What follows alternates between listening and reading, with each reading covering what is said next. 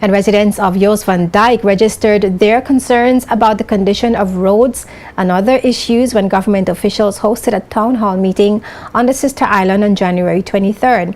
The residents met with Minister of Communications and Works Mark Vanterpool, along with Territorial Representative Archibald Christian and officials from the Ministry of Communications and Works. Summing up his visit and listing actions to be taken, Minister Vanterpool said some road repair works were carried out on Jost van Dyke, but there is still more to be done.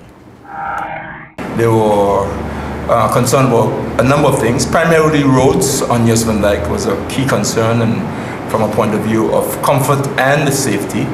And so we have started looking at some of them, but we want to address a number of the road issues some more so that we can be able to get Jost van Dyke, a very important part of our sister island group, and also a very important part of our tourism provider here in Jost van Dyke. So we will be looking at those aggressively. We've brought over some of our engineers over today. We've done some work on the roads from a safety point of view, especially since the last rains in 2010. But we will have some more to do, and we want to look at it. We also discussed what we call the bottom road and some other roads on the eastern end of the island, as well as one of the main roads up in the mountain that needs some attention from a safety point of view. So our public works engineers and teams will be looking at those. We're going to look at some quick wins, such as trying to get as you enter the island at the dock, to put another shed over there to be able to assist when tourists and residents come from St. Thomas and the present reception center is too small that they have to go outside and then come back in after. We want to be able to provide a waiting area there, which is we're going to attack very early. They also want to see a better reception area or waiting area on the west end dock, which we'll be looking at very closely, which should not take very long and should not be a very difficult one to provide. Some other quick wins that we want to look at is the flooding when it rains in the area of the dock as you arrive. The taxi men have concerns about that, and we want to look at that also. So the Jost van Dyke folks have a number of concerns along those lines. There's always discussions about how the beach in Great Harbor should be used, whether there should be cars running along, or whether there should be a one-way, or whether there should be, I don't know whether they want to find ways of reducing the speeds of cars driving along there and so on, but that's a discussion that they want to have, and we can come up with some kind of consensus of what we should do along the beach on Jost van Dyke. The meeting held at Rudy's conference room was attended by around 30 persons. Residents were very welcoming and thanked the government for notable improvements in a number of areas on the island, such as the disposal of solid waste and improved supply of water and electricity. But they were vocal on other areas that needed to be improved, such as the telephone service on the island, roads and traffic safety, more work for local contractors, and activities for idle youth.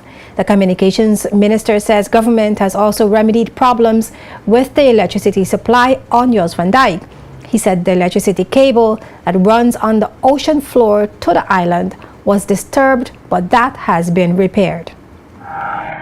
We've gotten that repaired. We provided an interim generator that helped, but now it's repaired and they have a relatively consistent supply of electricity.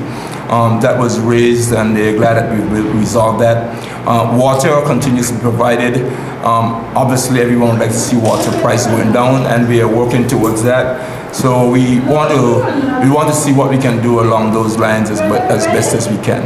So we are looking at how we can handle those things. But all in all, it was a very good meeting. I was glad to hear the views from the residents of Jost van Dyke, and we were glad to have a team that came over from the various ministries and from the department of the ministry, along with the tourist board representative who was here, who were able to listen to the views, listen to the concerns, address some of them, and take notes of what we need to do to try to improve these areas.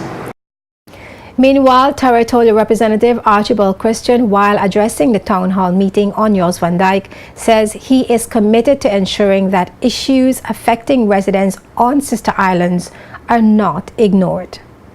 From time to time in caucus meetings which take place every Monday, I basically try and put up a fight for the outer islands, the sister islands, because in the past, the truth be told, sister islands seem to be neglected.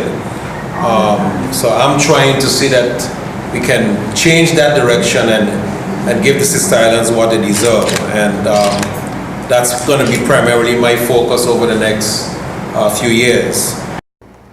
In May 2014, government, in collaboration with the BVI Tourist Board, opened the Welcome and Information Center and taxi stand on Jost van Dyke, noting that the sister islands' role in the BVI tourism industry cannot be understated. Premier Smith said in 2013, over 56,000 tourists visited Jost van Dyke, and at the end of March 2014, within only 3 months, visit arrivals are reported to be over 18,000.